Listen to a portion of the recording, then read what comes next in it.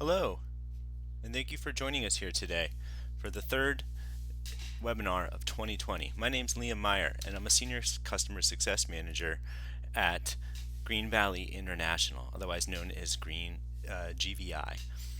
My job is to work really closely with our partners and our customers and really find out what they want to use our technologies for so that I can make recommendations for them as they try to decide exactly which software and hardware that Green Valley makes would be best suited to meet their project goals and generally generate the deliverables that they are after.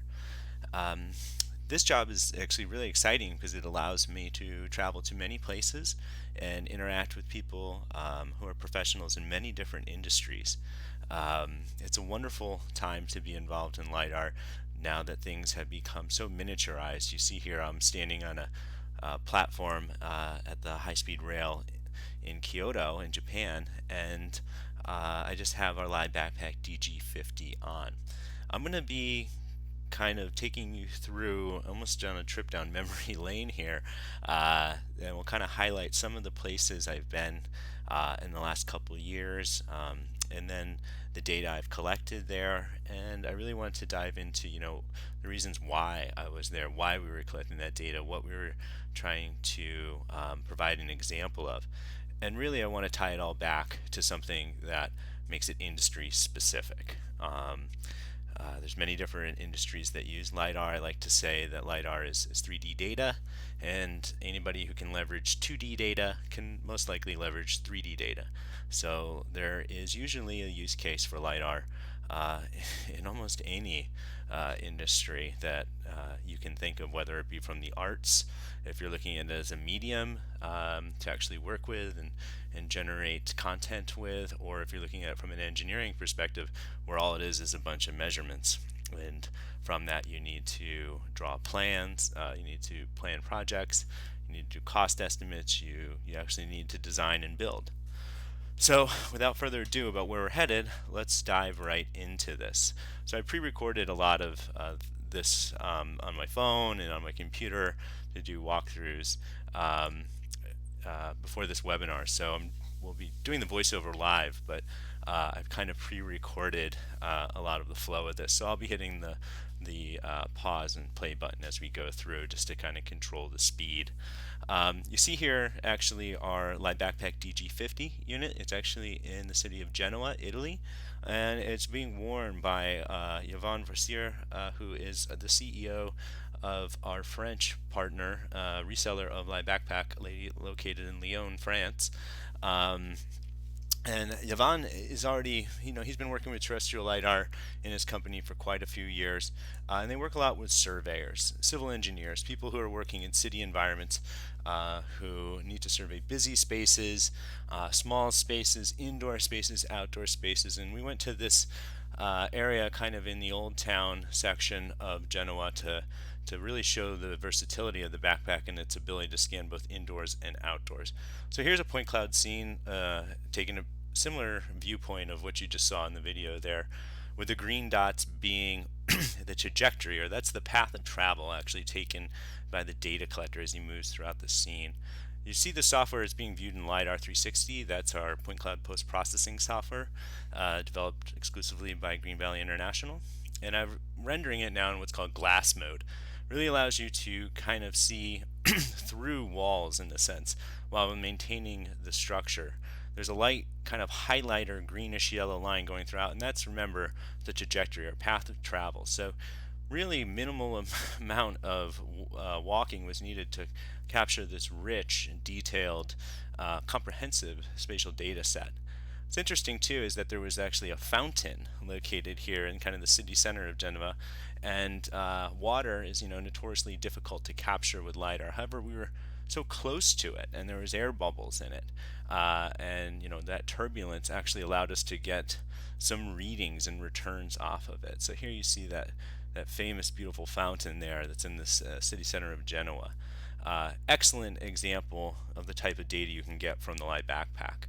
One of the reasons that we were out actually collecting this too was to see how it would perform in these kind of urban canyons. Here you see kind of really well exemplified with this narrow street Yvonne is walking down, where satellite reception is going to be extremely poor. That's where the SLAM, or simultaneous localization and mapping algorithm, is really going to get the job done here.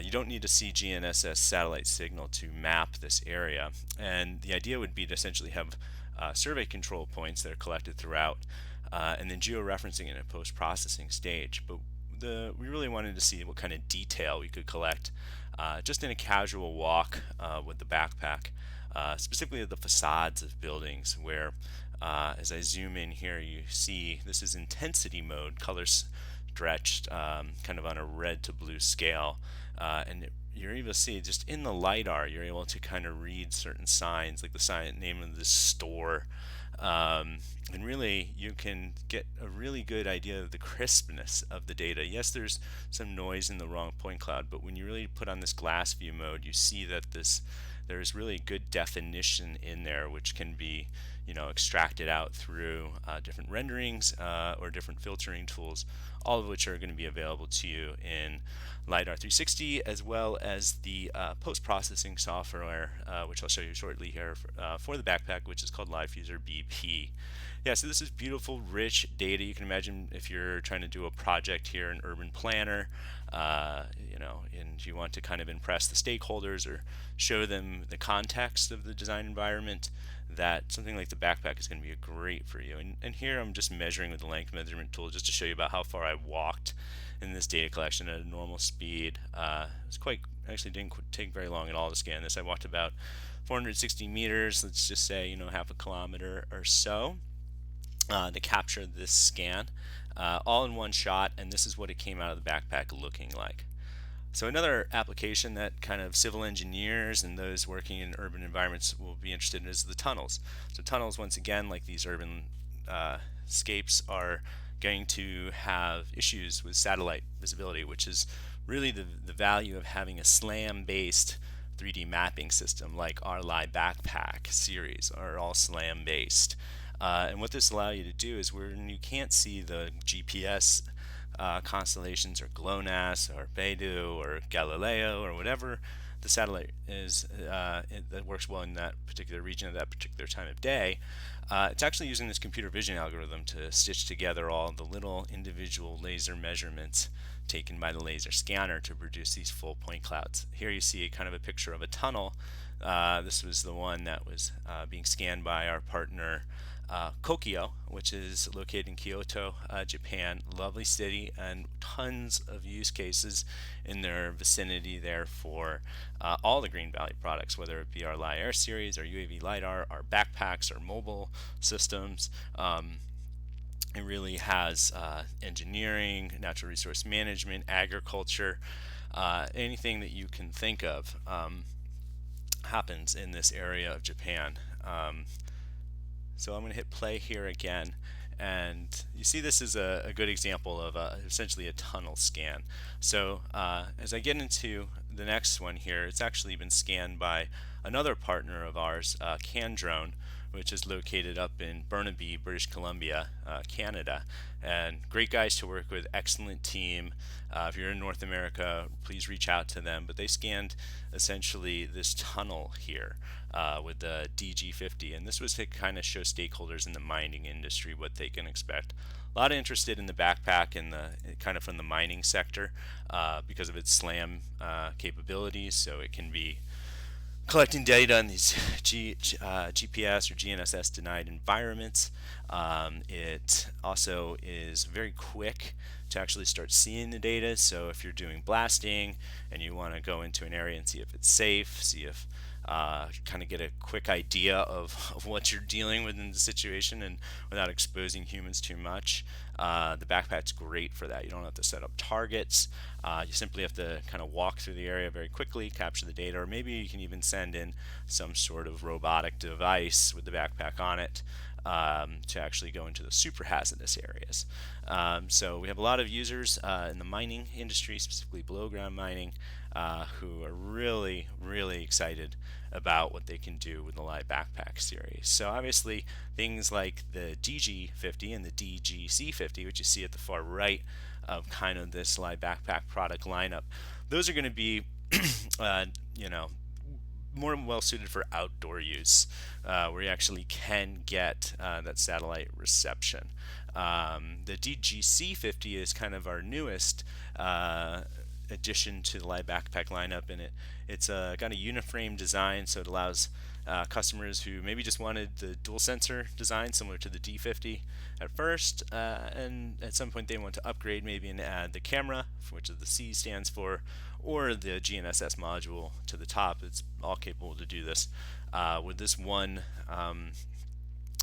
device. So you see that typical battery life for all these, or the operation times, are going to be about 2 hours. We use actually the DJI TB47, 48 intelligent flight batteries. So if you already are running the Matrice 600 or 600 Pro, you're going to be ready to go on this. It just makes it nice when you're in the field to be able to pull those batteries out, hot swap them. There's not an internal battery located on it. And keep your data collection going all day. There's plenty of storage size at 512 gigabytes, and you can see that all these have 360-degree field of view. That's horizontal, and some actually have a vertical field of view. Those would be the D models, which are also 360, that allow you kind of to scan the entire space around you. Each one of these can generate up to 2 returns per pulse, so that's for every laser beam going out, you're going to get 2 echoes coming out of it. Scan rates per scanner are going to be 300,000 points per second. So obviously when you have a dual laser design, it's going to be about twice that. They have a max range of capacity of 100 meters, but because of beam divergence, we actually recommend that users probably do a cutoff about 70 meters to get the highest quality data as possible, least amount of noise in the data when you actually produce your final point clouds. And we say system accuracy of 5 centimeters. That's going to be achievable when you use the differentially corrected GNSS survey control points, and that's going to be the absolute accuracy in the Z dimension. So all these feature Velodyne VLP16s, or otherwise known as the puck sensor. If you just excuse me 1 second, I just want to do a quick technical test here, make sure we're good. Good. Audio still seems to be playing nicely. Yeah, and the typical ground speed at which you walk is about 1 meter per second, about the average human walking speed there. Can go faster, maybe up to 10 meters per second. I wouldn't go much more than that. If you're going to be mounting it to, say, the back of a golf cart, or we've had people using electronic skateboards. There's a lot of creative ways to use a SLAM-based mobile mapping system, and that's really one of the advantage of it, is its flexibility in terms of platform. It's called a backpack because it's got straps on it for humans, but the device itself doesn't have to be on a human system. It can be attached to some other mobile system. So it's not quite as capable as something like our Live Mobile, which features very high-end IMU and Regal sensors, the different kind of quality and capabilities of a device like that, and also a different price point. Whereas you're able to take this backpack and kind of do some mobile mapping, kind of in a limited capacity compared to our Regal system, but it is possible to do. They're lightweight. You see they range anywhere from 5.8 kilograms all the way up to 10.3 kilograms, which is still quite lightweight, and excellent solutions for any sort of urban environment mapping project that you have, or below ground mapping and mining, which have already been pointed out. So I'll hit play on this, and we will move on to the next section of the webinar. We have sample data from all these sensors located on the Green Valley International website. So please do take the time after this presentation to check out the website and get a feel for what the different data streams coming out of these devices actually are going to look like. One of the devices you saw there in lineup was the C50. So this is actually a data capture that was done In Denmark, at the University of Cape Copenhagen, they were interested in using, kind of seeing the capabilities of this tool for facilities management, and also just as an instructional device, for students who are interested in getting into 3D mapping and surveying, and just working with the medium, the data medium that is LiDAR, to do all sorts of other types of studies. Maybe not even ones that are so traditional to surveying, maybe about flows of traffic, and the way that space is utilized in different communities. Kind of other ways of asking questions that you potentially get some insight from in terms of answers from something like Light Backpack. Here's actually a scan that's taken by a colleague of ours here in the Berkeley area. It's actually of the Stanford campus down in Palo Alto, California. And this is our C50 device. So you see on the right side is the 360 panoramic camera view, and on the left is going to be the colorized point cloud. It's doing something like a do-it-yourself street view. You can imagine the applications here in just something like virtual tourism, but beyond that, it's actually quite a capable software we have here. This is our Live Fuser BP software. And what it allows you to do, aside from just these auto roams, is it allows you to actually start to do measurement in the point clouds themselves. So you see I'm zooming in and out here on the left-hand side of the color fused point cloud, right? And I have different length measurement tools that I can use. You see here I'm measuring the difference between these two towers at the end of this courtyard. And that's going to be using actually the point cloud coordinates themselves to figure out what that distance is.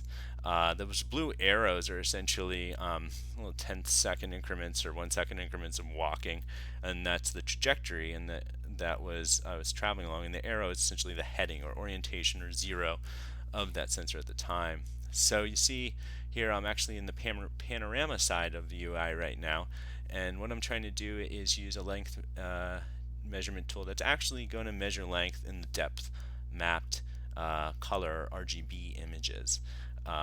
So this is great. We had a lot of customers who were in more civil engineering side of surveying, who are interested in extracting data out of the high quality panoramic images as well as the point cloud. You see that obviously the color fused point cloud is not as high fidelity as the panoramic 360 images are. So we've really made this Live Fuser BP software an excellent option for those who really want to leverage the power of both the spectral and the 3D spatial or measurement data that you get from the LiDAR system. And this is our Live Backpack C50. Also would be similar to the data that you're going to look at coming out of the DGC50. We'll do a webinar in the future that really talks more about this software. It does a lot. There's trajectory finding tools. There's trajectory correction tools, where you can essentially clip out your C50 point cloud, your Live Backpack point cloud, based on certain portions of your entire scan. This can be really nice if you just want to work with segments of the data. You can also do registration tools. So this would be if you maybe had a georeference point cloud, like something from our LiAir unit, right? UAV LiDAR, and you wanted to align the backpack to it. You could bring it in as a reference data set, and then use the registration tools to actually get them aligned. There's manual tools in there. There's automatic tools. There's even an ICP registration. Now I want to dive into something that's not quite so related to some of the urban examples we saw before. Some of the previous examples are really targeted for those in kind of the facilities management, urban planning, civil engineering type use cases. And we want to dive into another type of industry that has been using LiDAR for many years, at both the small scale, the fine scale stuff that's now being done. more recently with UAV lidars and mobile mapping systems like our Light Backpack, but also, they've been using fixed wing lidar data sets that are 10, 20 years old, maybe even older at this point, to do things like, segment their forests when they're trying to do inventory studies to figure out what their sampling densities need to be within each of one of those different forest coverage types. Also to, track rate of change on the landscape, or to see what their harvest rates are. And they can do this remotely, right? So a lot of times LiDAR has been leveraged to kind of detect illegal logging or illegal development in many areas of the world. It's very powerful when you have LiDAR data collected the same area multiple times at different time steps. You kind of have this ability to watch the development of the forest over time and monitor afforestation and deforestation rates. So this image that's being held still on my screen right now is actually taken in a trip to Japan about 2 years ago. We went to, this is a cable logging site in kind of a rural area. This really is characteristic of a lot of the plantations that you're going to see in Japan. And we were there to demonstrate the ability of coupling our LiAR data with our Live Backpack data and scanning the forest canopy tops as well as the bottoms of the trees and the subcanopy information. Super dense crowns, very dark understory, so really hard to get any sort of bare ground or topographic information out of a region like this. So that's where you're going to really want to take a two-pronged approach and get the tops of the trees using something like our LiAR system, which I'll talk about a little more later in this presentation in detail, and then capture the bowl regions, the stem regions, the areas where you're going to take your diameter measurements or figure out what your form classes are, your sweep and everything like that are going to come from something like the backpack. So that's what we're there to do in this case. We're here to kind of demonstrate the power of coupling those two. Here you see actually it's just a backpack data set that was collected in California, and this is our LiDAR 360 software again, I should note. And it's just going to take you through just real quick here kind of the workflow that foresters would probably want to follow if they're using LiDAR 360 to kind of do an inventory analysis out of the point cloud data. So the first step is classifying ground points. This is a great tool not just for foresters, but anybody who is really trying to get the real, what ends up being oftentimes the most important thing out of LiDAR, and that's that bare ground information, that digital elevation models that have no surface features on them. So we have a great classification tool in our software. It's very powerful, very accurate.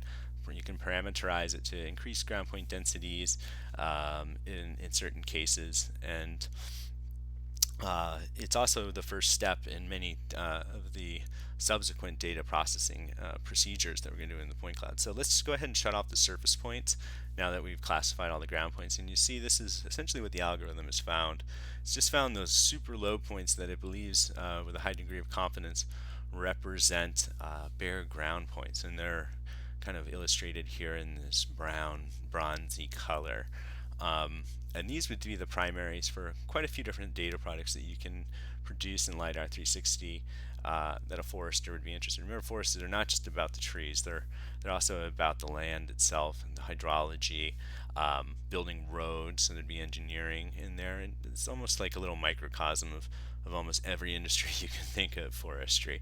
It's not just people growing trees or removing them or harvesting them from the landscape. There's a lot of different other functions that a forester has to serve, not just practically, but often legally. They're required to be a steward of the land and run certain analyses that are going to be not quite so tree focused. So having these bare ground models are allow them to do kind of erosion control studies. You're going to be able to lay out your map skid roads. You can uncover old skid roads if you're trying to minimize the construction of new roads. You can map forest roads that are going to be, occluded from aerial imagery devices, or even aerial LiDAR in some cases, due to dense forest canopies, using a light backpack. But the point is, there's a lot of data sets out there that are going to really help a forester perform their job, and a lot of those data sets can be derived from LiDAR, or they can be the LiDAR point clouds themselves. So now that that process has repeated there, I should tell you what I did. I normalized it. So you see there's one point cloud here that's very flat, and then the other one here is going to actually have the slope of the land in it. So normalization basically is this point cloud here, and it's removed all the effects of the terrain.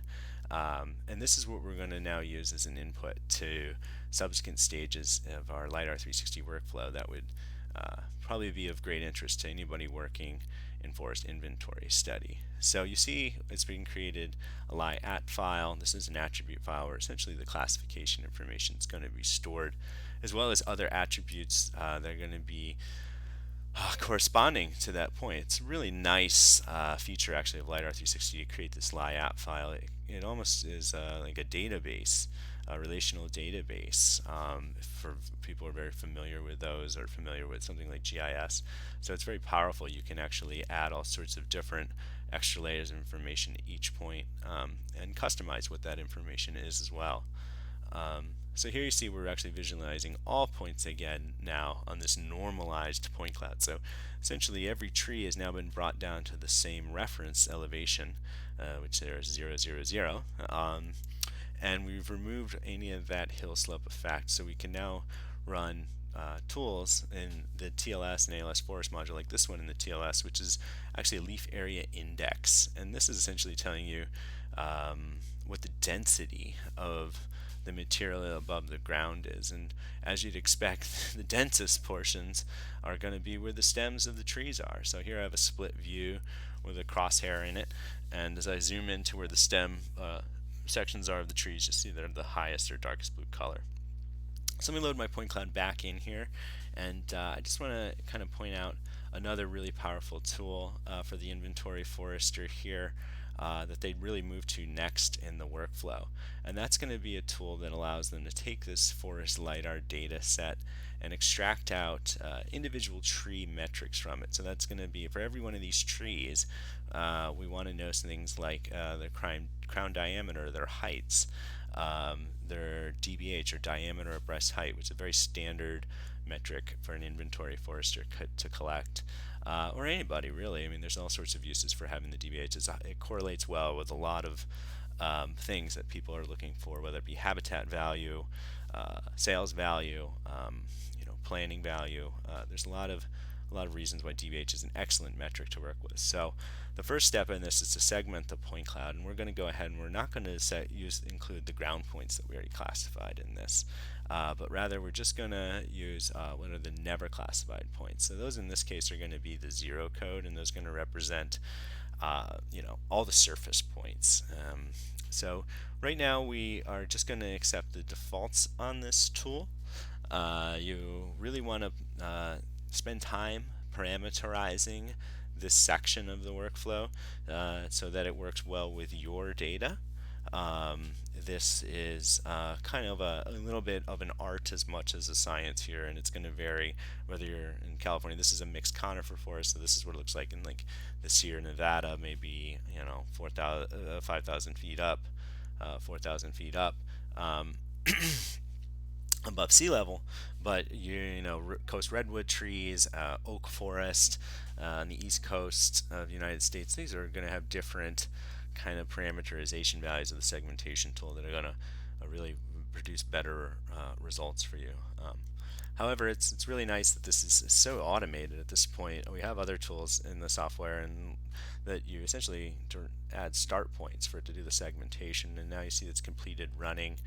And I'm going to head and add in the results as a table here, and you can see it was a little quick. I'm going to back up, and so we can see again what the data looks like when it's added as a table. There it is.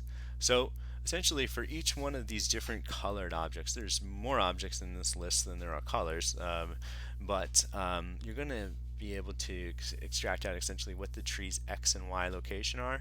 So these coordinates you see are just local coordinates that are relative to the project, where you basically hit start stop on the backpack here. But if you had something like the GG50 or the GGC50, these would be in real world XY coordinates, most likely UTM coordinates or some sort of NAD83 coordinates. We have tools for transforming point clouds into whatever your target spatial reference system is in LiDAR 360. Which makes our products great for anybody in a surveying field or working in a GIS environment who need to do transformations, whether they be 3D affine or linear, whatever the type of transformation you may need. We have the tools for you here in LiDAR 360. But moving over to the right, aside from just location, we have the tree heights, we have the diameter breast height, we have the crown diameter, we have its area, and crown volume. So remember, the units are going to be whatever the units of the coordinates are in. So the backpack default runs in meters, so these are all going to be in meter units, the tree height, dBH. And then crown diameter will actually be an aerial unit, that will be linear as well, and the crown area, there you go, that's your area unit, and then volume's going to be cubic. So great tools for the inventory forester. This is saved as a CSV file. You bring in a growth and yield model or whatever you need to do. So this is actually going to show you now in this portion of the webinar a nice little tool called the individual tree editor. So you see where some areas you have some missegmentation, I guess is the word, where obviously the points in the top of this point cloud do belong to the pink tree here. So what I'm going to be able to do is just draw a lasso, and I'm going to be able to kind of relabel it to the tree that I want. I'll show you here again on this blue tree where we had this other sort of error. So this is great for editing the results of the automatic segmentation routines in LiDAR 360. Something really that has, prior to the release of LiDAR 360 4.0, has been requested a lot. So it's great to see the company actually getting the opportunity to respond to customer demands. Another thing is they want to make contour lines, right? This is for road design, road layouts. It's going to be really important to be able to actually generate contours in many situations in forestry, and not just forestry, but any sort of land survey. So LiDAR 360 gives you this ability to generate these contour lines, not just from the point cloud itself, but you can build a digital elevation model and do it as well. You can also extract out individual trees from the point cloud. Let's go ahead and just select out a few of them to show you what this looked like. So now those individual trees that were segmented out in the previous step can actually be treated as individual point cloud files and loaded in one at a time. This is great if you're going to be doing sort of landscape architecture or you want to see what the impact is of certain silvicultural treatments on the landscape. The fact that you can load in these individual tree segmented objects is quite powerful when it comes to using LiDAR as a communication tool, really a visual communication tool. And you can obviously in LiDAR 360 load different data types into the viewer simultaneously. Here we have point clouds, and we also have the contours themselves. Here I'm showing you essentially how you can bring in each one of those files, not as a CSV, but as a LiData file. LiData is a really powerful file format that Green Valley has developed that once again has attributes in it. You can measure anything you want in the point cloud now, heights of trees, areas. Video is a little quick here, sorry for my previous edit, but I just want to give you an idea of what you'd be looking at, and then you can calculate the individual tree statistics again if you've made any sort of modifications to the point cloud tree IDs like we did with that individual tree editor tool. This was very much kind of a crash course here in what you can expect out of LiDAR 360 and the TLS module. Really, it's a very powerful software. It's very unique in its abilities and is well suited. LiDAR 360 and our hardware produce data for you the backpacks and what I'm going to talk about now, LIAR, for whatever your objective is in forest management or even natural resources. I hope if you worked in forest hydrology, you actually, or road engineering, you actually saw not just individual tree segmentation and inventory forester use cases in my last examples, but things that would be of interest to you as well in your area of forestry and natural resource management. So as I move into the next section here, I want to spend some time talking about our LIAR system. So I get to not only use the backpack, which is great, to be able to walk around the forest, walk around cities, but I get to fly the UAV LiDAR systems too, whether it's be for demonstration projects or for trainings. It's really nice, and this is kind of a live view of what you see as you fly, collect data with UAV LiDAR, and this is about it. It's quite easy to use. I'm not a pilot. I got my Part 107 certification, but nowadays these drones are so the flight controllers on them are so stable. They really just stick to the sky. I mean, there's a lot of safety concerns to keep track of, but they've really become very user friendly over the past few years. So you can actually just focus more on collecting the data and the nuances and operational kind of challenges that go along that than the technical challenges are of actually flying the drone themselves. They've really done an excellent job, and it's only improving. So we have 4 different versions of our LIAR, so we call it our LIAR series. And each one of these is going to be available to be put on a UAV. So all these UAVs you're seeing here are going to be DJI UAVs. We have LIAR V there, which can be mounted on the 200 series, whether it's the 210, the 210 RTK, whether you have V1 or V2 of that line. You just have to tell us upon ordering, or our partners, and we can get the right mounting kit to you for those drones. But then you can actually see here that we have heavier systems, right? So our LIAR 50, 220, and 250, they're going to have different capabilities than the V, including the ability to carry a color camera. And these are going to be designed for the DJI M600 Pro. But I should point out that we are, platform agnostic. We use our independent GNSS signals for this. Really, it's just a mounting kit in the interface, and we have external power, so we're not pulling that directly from the drone. With the exception of the V. So really, if you're engineering minded, or you have another drone that you're interested in mounting it to, please reach out to us and just tell us what your specific situation is. We love working with customers to kind of get them up and running with whatever drone they have, and not necessarily these widely commercially available DJI systems. So the big difference between all of these is really the core measurement device, or the laser sensor. We integrate everything from LiveVox to Velodyne to Regal. And each one of these sensors is going to have different capabilities in terms of their maximum ranging capabilities, their field of views, their scan rates, so that's their data collection rate, the number of returns they can collect per LiDAR pulse.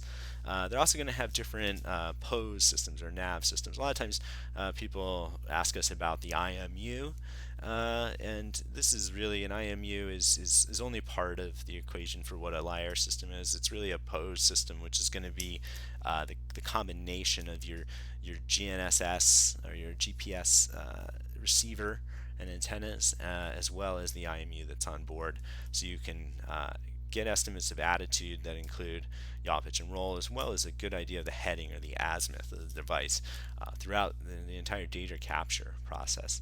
And because of these differences in IMUs and laser rangers, you have different system accuracies, right? So the survey grade solution that we produce is the LiAR 250, and that's going to have up to 3 centimeters absolute accuracy in the vertical dimension. And then you have the LiAR 220, which is going to, when it has the P model of the 220, or professional model, it's basically a higher grade pose system. You're going to be able to shave about 4 centimeter off that, just compared to the standard version. And these are excellent devices for doing work all day. They all have large amounts of onboard storage capacity, 128 gigabytes, which is room for plenty of flights. And They also have different cameras that can integrate. Right now, we don't have one available for the V, but it's probably coming down the pipeline. But for the 50, the 220, and the 250, we have the Sony A6000, which has a 24 megapixel resolution on it. So great systems. Contact us today if you have any specific questions about them. Uh, we, uh, we we have some partners who have the ability to rent these in North America, but we have plenty of sample data available for you. We make all our own software that's needed to process the data collected by LiAir, whether it be through our LiAcquire software, which actually features LiNav, which does a PPP pose correction. It's quite a technical term, but basically it's guaranteeing the highest accuracy. So I just want to pause here. We have a lot of questions from customers essentially that relate to this. Most of them just want to know, they've seen the accuracy, and the other important question for them is density, right? So density is going to be a function of how high you fly, because essentially there's some angular offsets between both of these lasers, or angular resolutions. And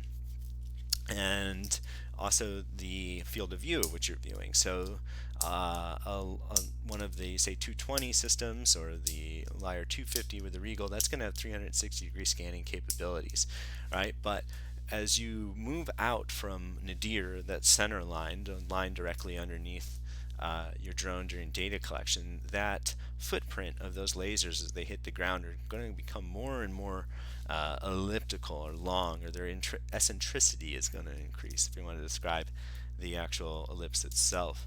So that's going to actually add some noise to the data for those very extreme angles.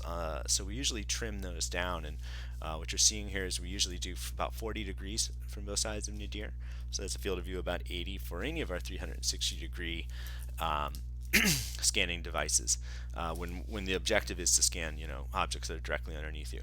The exception to this is where you're trying to side scan objects. Obviously, you want your field of view to include whatever angle it is off of your left or your right wing there, or I should say multi-rotor, to actually decide what your field of view is. But this can all be done in post-processing with our LiGeo reference software. It's part of a standard inclusion in all of our LiAir systems. It gives you this flexibility to adjust the field of view in post-processing. Everything's collected during the flight. It's during post-processing you have this ability to kind of filter the data in these ways I'm describing. So to get back to my original point here, is density is really important for a lot of people who are working any sort of terrain modeling or topographic surveying. A lot of times they're working on jobs that require certain densities to be met. So aside from just the field of view, your flight height, your flight speed matters, right? So the longer you hover over an area, the slower you move across it, obviously the more points you're going to be collecting, right? So that's why you see the lower the speed, the higher the point densities. And they drop off pretty quickly as you start moving forward, and then they kind of level out. So between, say, 5 meters per second and 10 meters per second, when we say 10 meters per second, it's probably about the upper limit of about how fast you want to be flying with the LiAir system, to stay within spec of the different integrated components there. But you see between 5 and 10, you're not actually getting much more losing much density for increasing your flight speeds there. So that's something important to notice. We usually recommend people fly between 4 to 5 meters per second to achieve their density goals. But it really depends on what your flight is, and you can adapt your flight parameters to meet these different requirements of your project in terms of density. Should also note that density can be affected by how much overlap you have between adjacent strips if you're doing kind of a lawnmower pattern in your flight. So obviously the more overlap you have, the more density you have. But also, viewing the same point from more than one time, sometimes in which you're closer to that object, where that point comes from, point measurement comes from, sometimes you're farther away, it's going to have a different amount of error in those estimates.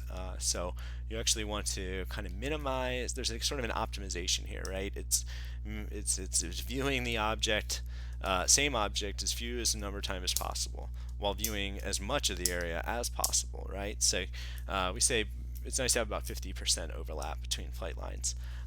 It allows you basically the opportunity to try to image each location or target object twice and from different viewpoints in case there's kind of occlusion issue there. It's going to block you out. You also see on this graph that there's a different number of returns for the sensor. So obviously our high number of returns is going to be our Lyre 250, which is the Regal sensor, and the lowest number of returns is going to be something like the Lyre 50 or the 220, which is going to have 2 returns per pulse. But with that said, you don't always get 5 returns. Sometimes you just get 1 per pulse. Think of a bare ground environment where that first pulse is going to be the same as the 5th pulse. So for that actual beam shot, you're only going to get 1 return. So we say up to 5 returns, or up to 2, or up to 3 returns.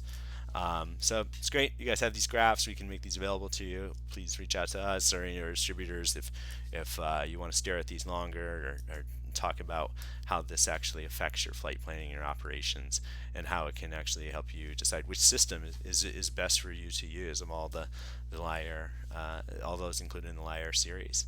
So I'm going to move forward here in the presentation, and I want to dive into a nice little example of another key industry that uses LiDAR, and that's going to be the energy industry, the utility industry. So this example is actually from a electrical transmission line that was scanned with our Lyre 250, so that's the Regal sensor. And I'm just going to take you through a workflow here that's going to be used in this data set they were going to do some road management along the other side of these lines, and they were interested in seeing the contours, and they wanted to clear out some of this vegetation surrounding these power lines, right? So they're for access for tree trimming crews, and we'll show you some of Green Valley's solutions for tree trimming crews and vegetation management in the final portion of this webinar. But what I'm doing right now, again, is going to that classify ground points tool that's located in LiDAR 360. White points will be the non-ground points, and the brown are going to be just your ground classified points only.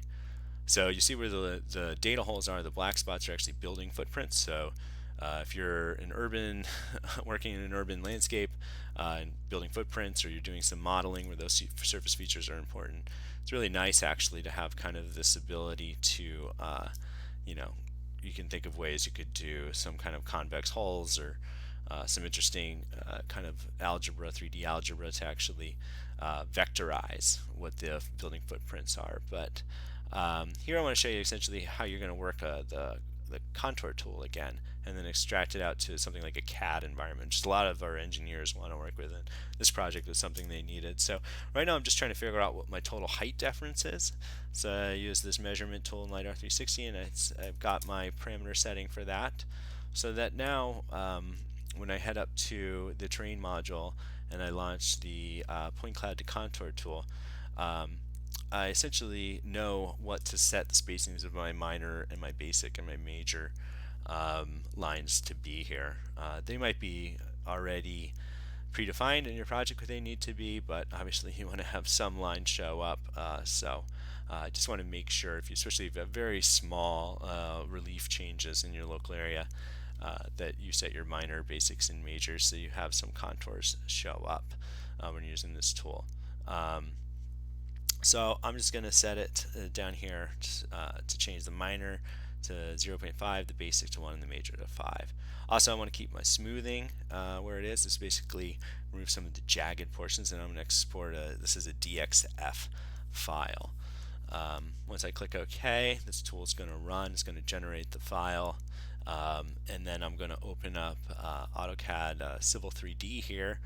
So this is any Autodesk program, and I'm able to bring in that DXF file that I just made and exported from LiDAR 360, and you'll be able to see now you actually have to type in I believe it's the zoom command.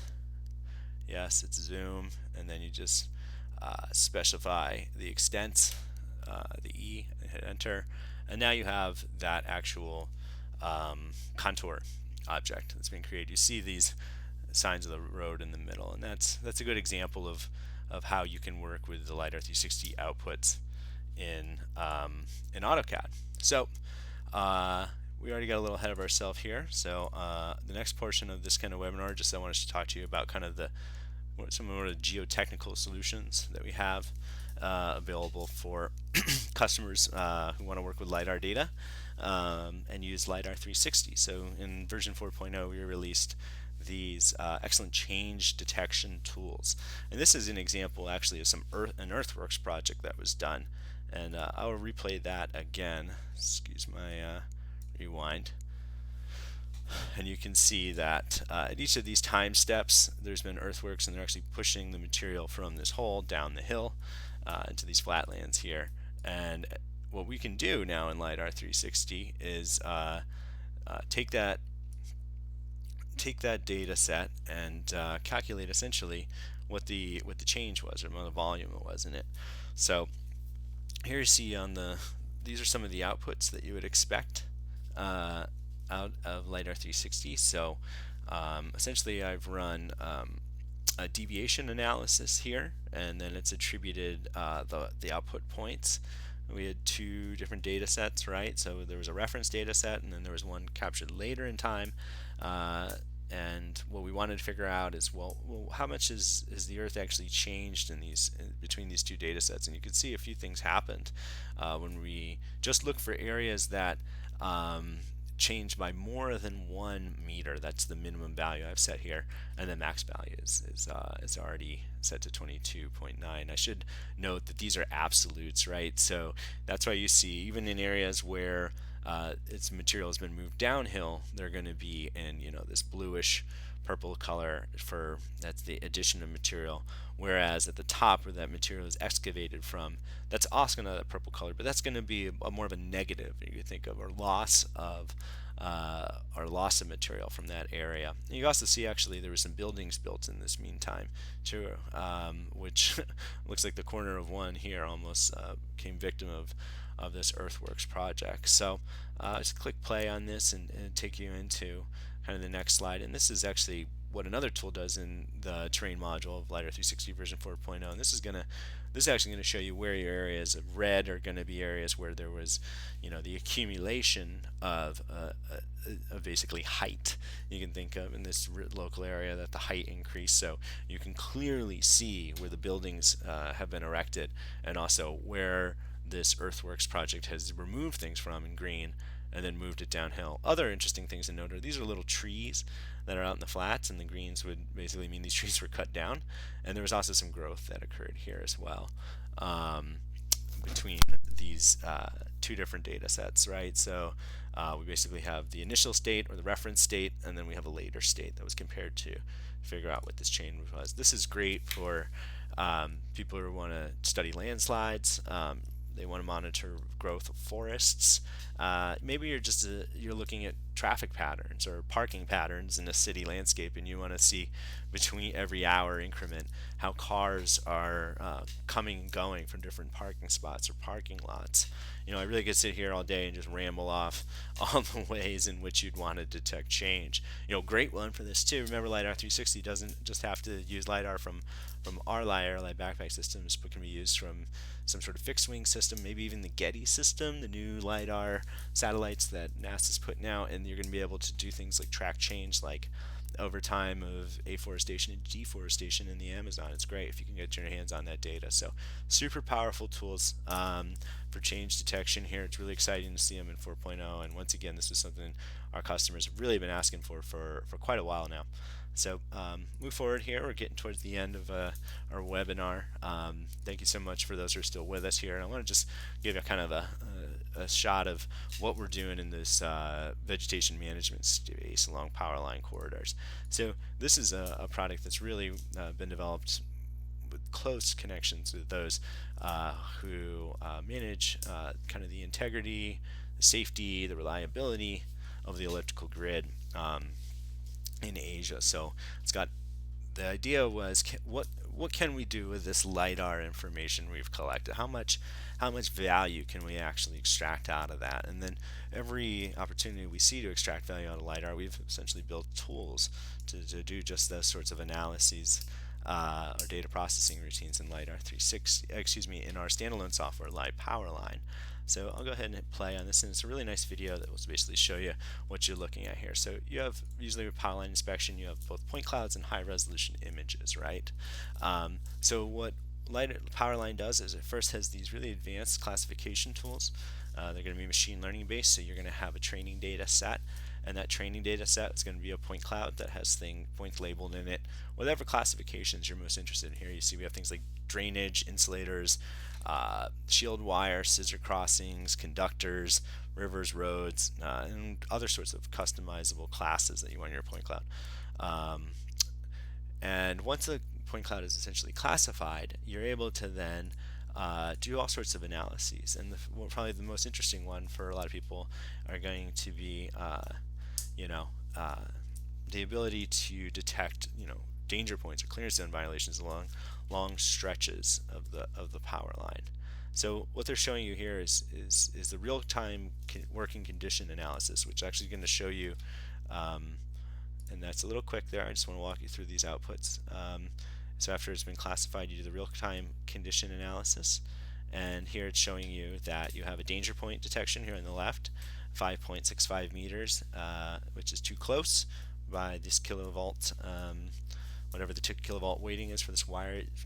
Customers have the ability to customize what their clearance zone limitations are when they're actually running the software. And you'll see that it's now identified as these red dots. This is a cluster of trees that is going to be, within that distance that's allowed for this type of conductor. There's also a scissors crossing analysis where you have wires that cross underneath, and what this is basically showing is that for different types of points, the danger point detection is finding a vegetation violation, but scissors crossing analysis is going to be more of an infrastructure asset type violation, and they're going to have different clearance zone violations. But you can run all these simultaneously, essentially, and what you get out of this real-time working conditions analysis is you're going to get this nice friendly report, and these friendly reports are really designed for the non-LiDAR guru to read. These are going to be for people who just are going to be trimming the trees, right, are planning the work ahead of time, and they'll tell you things about, how far from the tower the point is located, its actual latitude and longitude. We'll have these nice vertical cross sections and kind of downward looking cross sections, so it's easy for people to identify and locate the actual violation. And this is all available as a nice PDF file format, so someone can open this up on their smartphone or print it out and bring it to the field. You can also see here that they can bring it into something like Google Earth, and actually look at what these danger points are like when they're overlaid on kind of a larger image set. Something you can bring this maybe in as like a KML file or something like that.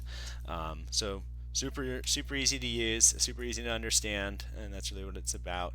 You can also do these individual tree segmentation tool work in LiPowerline, and this is going to give you essentially the idea of where you have tree fall hazards, and then you can simulate the different environmental variables. So essentially it will say what is that conductor gonna sag and sway gonna look like under different temperature, ice loading, and wind conditions. And one of the key steps of this is vectorizing it first, and then use this vectorized model to actually create these kind of extreme situations which the conductor would be more taut or have more sag in it, and see how the actual change occurs into where you have violations. It'll also tell you how much sag actually can occur under those different conditions.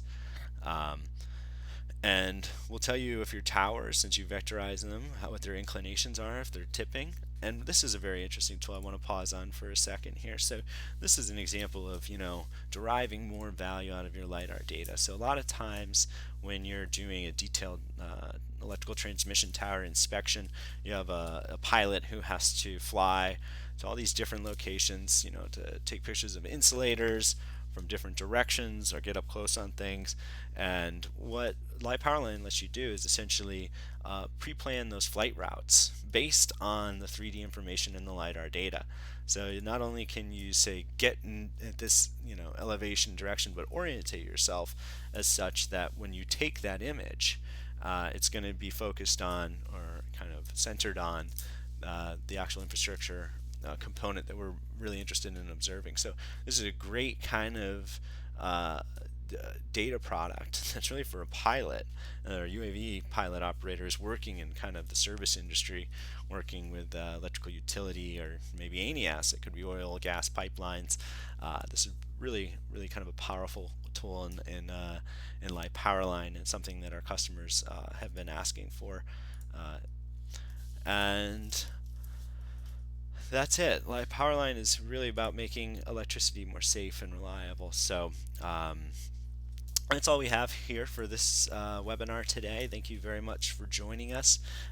We only touched on a few of the industries that I would have liked to get to, but trying to be cognizant of people's time here. We'll also have the whole rest of the year to dive deeper into different industries. Some of the stuff I didn't get to touch on here today was hydrology, some of the more hardcore applications in surveying, where maybe you want to extract out coordinates of specific features, or how to view this data in GIS programs, or things like Google Earth. There's really many different workflows that can be scripted with the flexible tools that Green Valley International produces. So thank you for watching, and we're on YouTube Live right now. This video will stay up so you can review it. But also you can follow our Green Valley Media YouTube channel, and don't forget to subscribe. You can subscribe to our YouTube media channel, but you can follow us on things like LinkedIn or Twitter, and these are great ways to stay up to date on future webinars that we're going to be producing. Appreciate you taking the time to join us today, and hopefully you'll see you next time.